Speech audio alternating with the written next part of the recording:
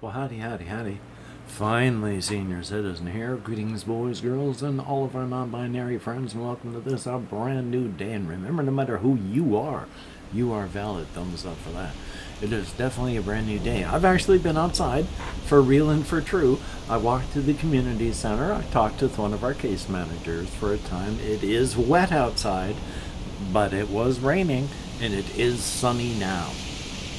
It's also, I'm wearing this not because I'm really cold, but I'm a little bit on the chilly side. But I also have to have my fans on because I need the air moving.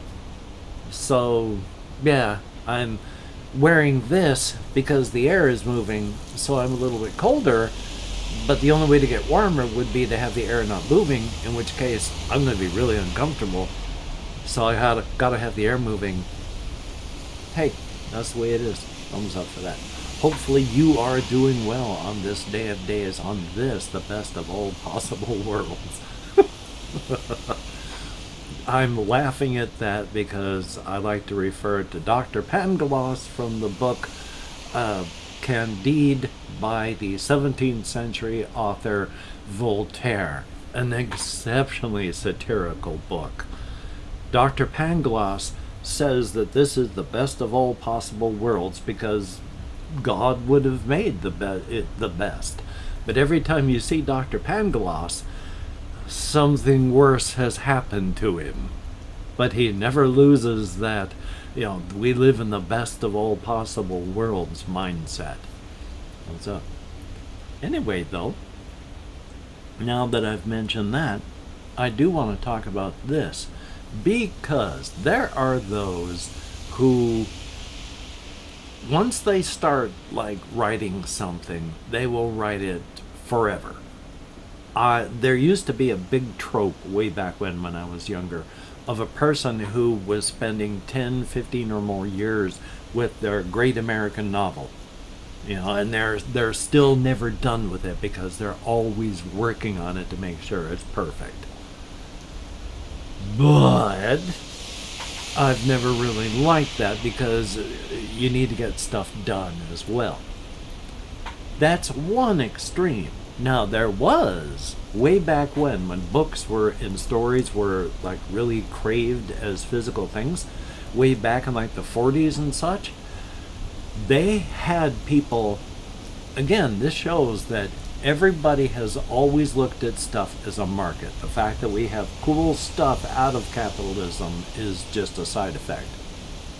But they had series of pulp novels that would come out, and the ghostwriters who would be hired would be told, on Friday, you start writing.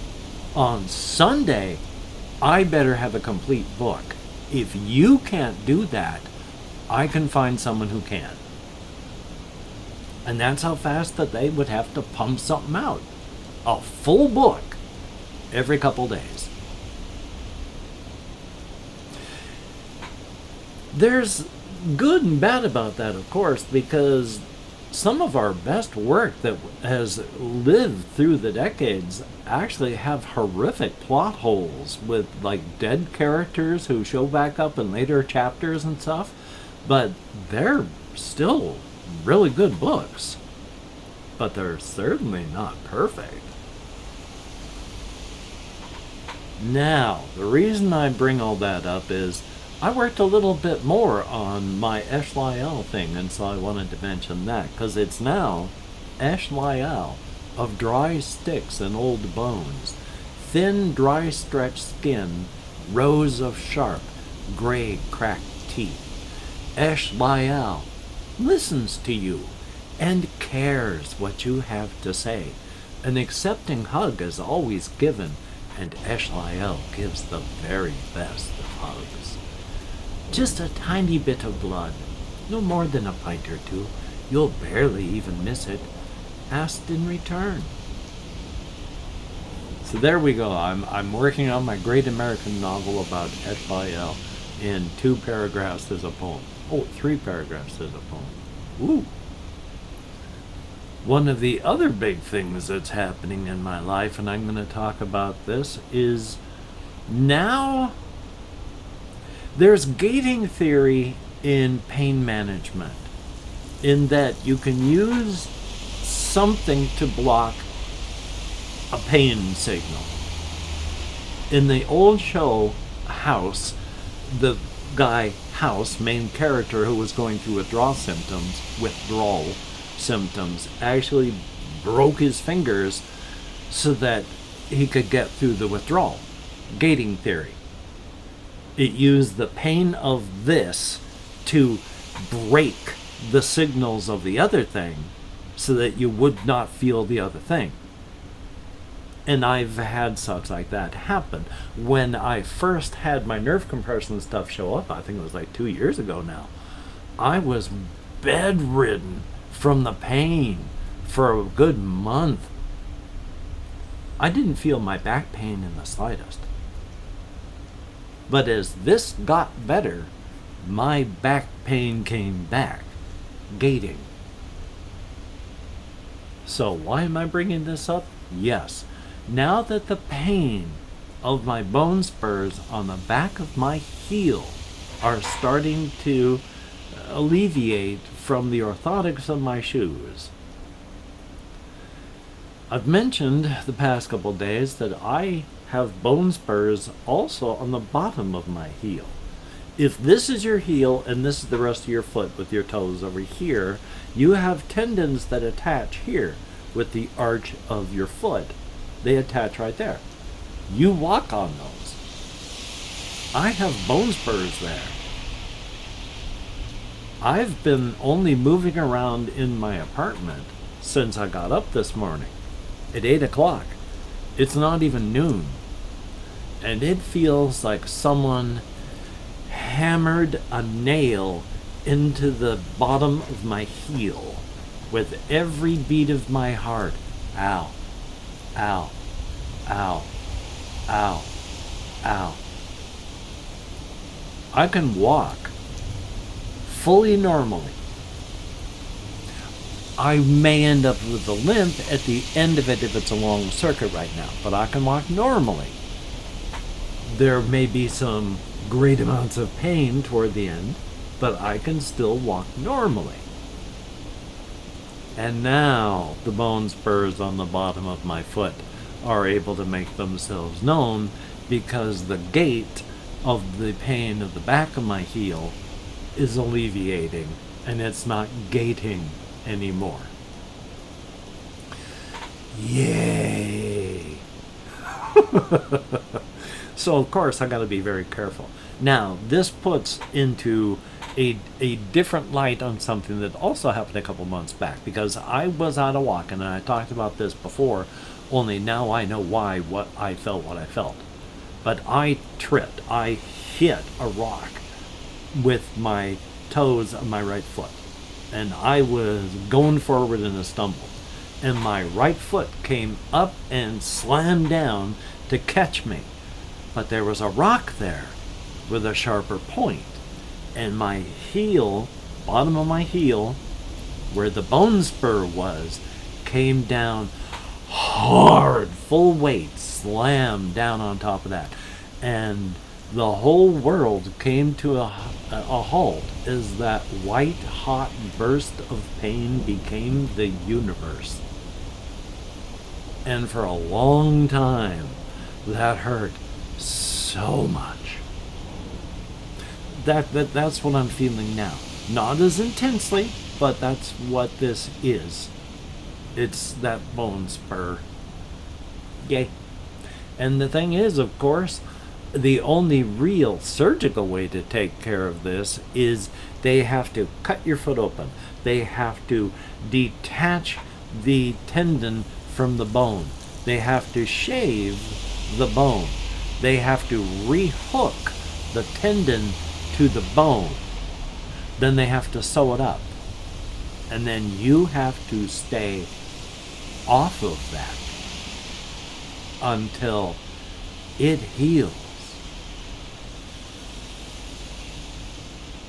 That ain't gonna take a weekend. That ain't gonna take a week. You may be still having to keep weight off of it, in 2 months.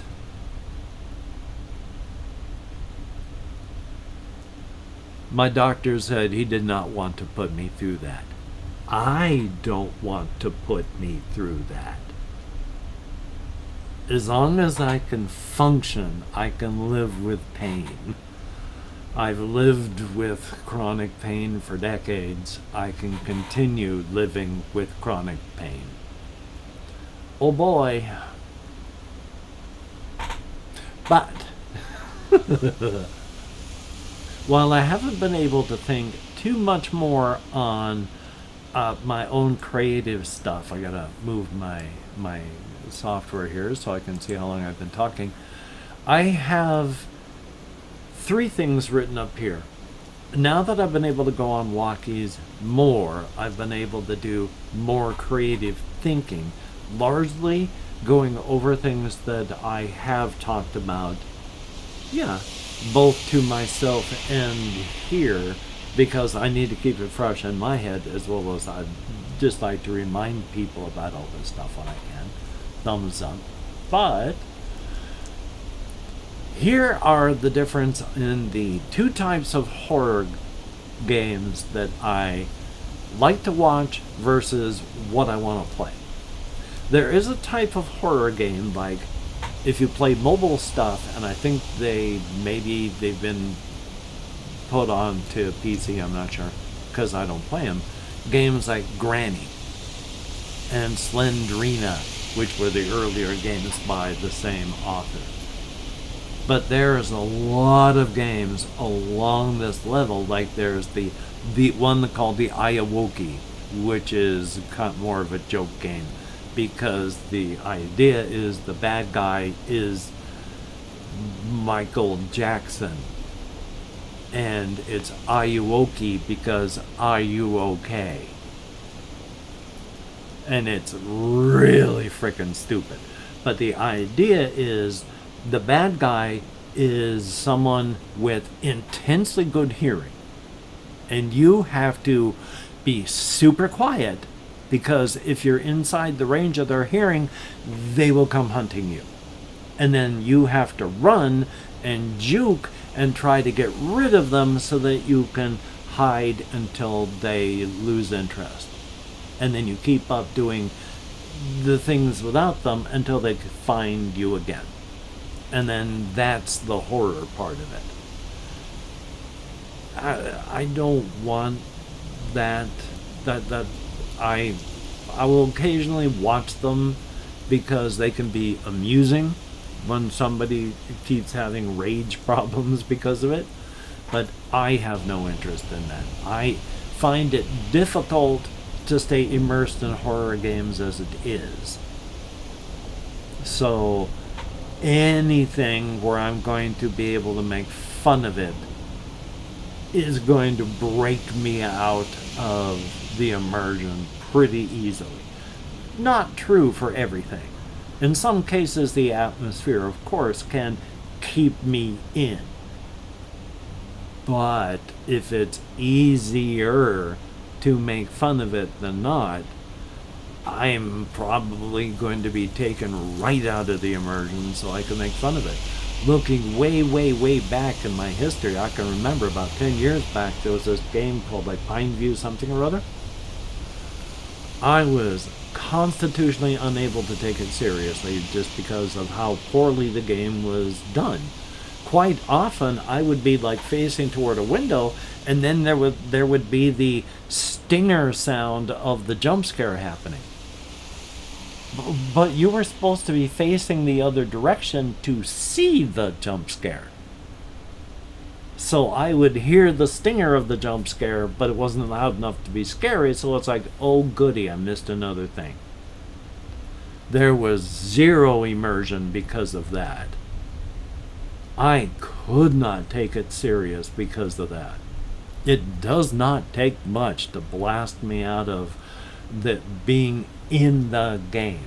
Now, some of them that aren't exactly like that, I've watched this one, I can't even remember the name now, where I think the concept of it is pretty stupid. These people make mass production cabins that are horror related for various whatever reasons, but there are false rumors that the cabins are haunted. So they need you to inspect the cabins to make sure they're not haunted, and then they'll send them along, the ones that aren't.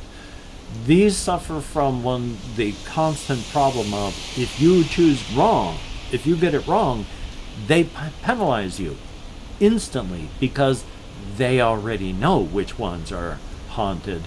You need to check them to make sure you know. And I say they already know because how would they be able to penalize you for getting it wrong if they didn't already know? So why are they having you check them? But the story wasn't bad. That's the important part. It was a actual, not bad story, presented in not a bad way. There were plausible questions left open for you to answer if you chose to think about it, leaving it, not all of it, but just those details open for interpretation. It was pretty cool. Not what I would have done, but not bad. So that sort of thing I wouldn't mind. So we shall see. But I do want to do more of the liminal horror type stuff because I like the idea of a cosmic horror event forming / creating an existential threat location that you as a person are going through. The problem with so far liminal core and pools, and when I say problem, I enjoyed 99% of both. They did not stick the landing for me. Liminal core, much better landing than pools. Liminal core, I can handle the ending. I don't like it, but it wasn't a train wreck. They landed in that, they stuck the landing and that they hit the ground and no one died. So in that it was a successful landing. Not what I would have done, but pools, I don't think they stuck the landing. I think that one was more of a train wreck. In game, I called it, it's a game. It was videotapes being watched. They threw camcorder in it like the last 15 seconds of it. That's like, you're walking around in there with a camcorder. You wouldn't have been in the water with all that. Come on. But even though it was a train wreck, that was the last 1% of it. The previous 99% of it was awesome. So I am not willing to say either of them was bad just because they didn't stick the ending to my satisfaction. To anybody else out there, they could have seen that and gone, that was beautiful. But for me, they did not stick the landings perfectly. And one of them, of course, is stated train wreck. But I like the idea a lot of a cosmic horror event causing the formation of an existential horror of a location, and then you, for whatever reason, being stuck in it. One of the things I liked about pools was from the very beginning, there was no implicit statement that this was the first one that you showed up on, the first level, the first pool place.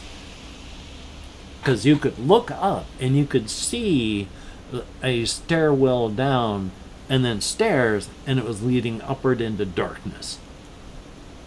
And you went downward in the same fashion. So I like the fact that it left that open for interpretation.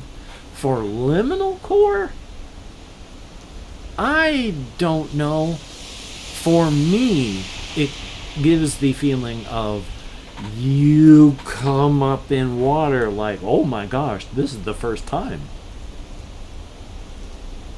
But for pools, I did not get that feeling. Now, One last thing before I quickly finish, because we're 20 minutes in.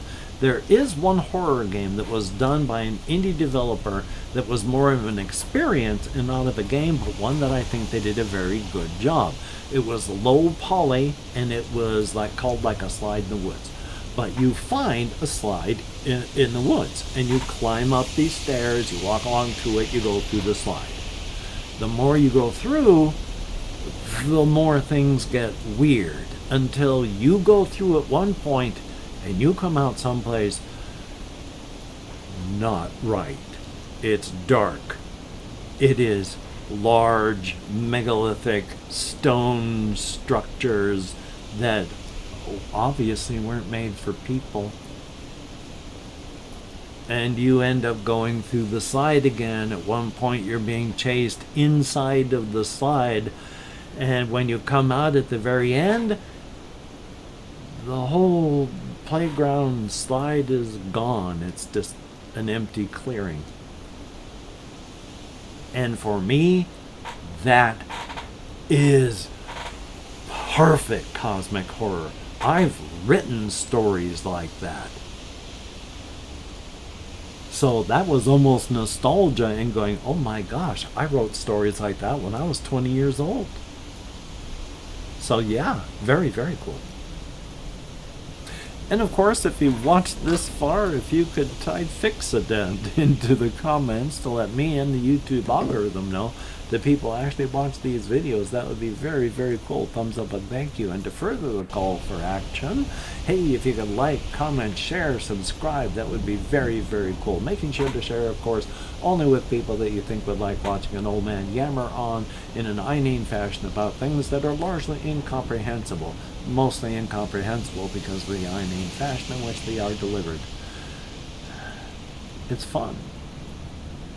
And of course, if you're a patron, thumbs up and thank you. You are a beautiful and awesome human being. You help me out immensely, and I am definitely appreciative. One day I'm either going to put names up there, I'm going to start reading off names again. I am so sorry.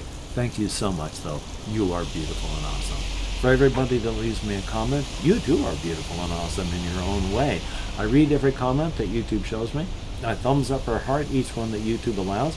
I answer as many as my nerve compression will let me, which can take a while. I sometimes take up to 3 or 4 days to answer a comment. So if you're looking for an answer, please give it some time. And of course, if you can't get enough of me, if you could want to check out, if you could want to check out my community tab, that would be very cool. I've been posting a lot of pictures today. I have a lot more still to post. And I also talk about things that aren't just inane and vapid, just not very often. I post the way I am, inane and vapid. Thumbs up, head empty, no thoughts. As I've gotten older, I have gotten so much better at taking care of myself and not being cruel. When I say head empty and no thoughts, that's just because, hey, I spend a lot of time with just static in my head. And if I was younger, I would have been beating myself up. Now that I'm older, it's like, hey, I'm a human being, aren't I? I ain't gonna beat myself up for that. So I'm going to edit, render, upload, and then I'm going to try and play some video games. I'm going to continue watching videos. I'm going to go out for walkies. I went out for 2 walkies last night. My second walkies, again, I walked to Walmart and back with no walking issues. Pain, but I made it. Race walk there, race walked back. It was awesome. So very, very cool. Hopefully you can get done the things that you want to get done. And of course, if you cannot, please do not beat yourself up. It won't help you get it done better next time, and you deserve better. So, until we meet again, you take care. Have a great day today. I will see you on the flip side. And that is indeed a very, very good thing. My hands are everywhere when I talk like this. I talk with my hands. It's my way of stemming, in case you may not have figured that out. Thumbs up. Anyway, tummy. Now that I'm doing this instead of... Let me adjust my hand here, doing this instead of using my tablet to record it, I don't need to mention that I'm bringing my mouse pointer over to the stop recording button before I just hit the stop recording button. But I'm the kind of person that thinks it's funny to do what I'm doing. So I'm doing it. And when I say it's funny, I don't mean laugh out loud funny. I mean, it's kind of odd, isn't it? Kind of funny. And I sort of watch people's reactions to it. Kind of funny.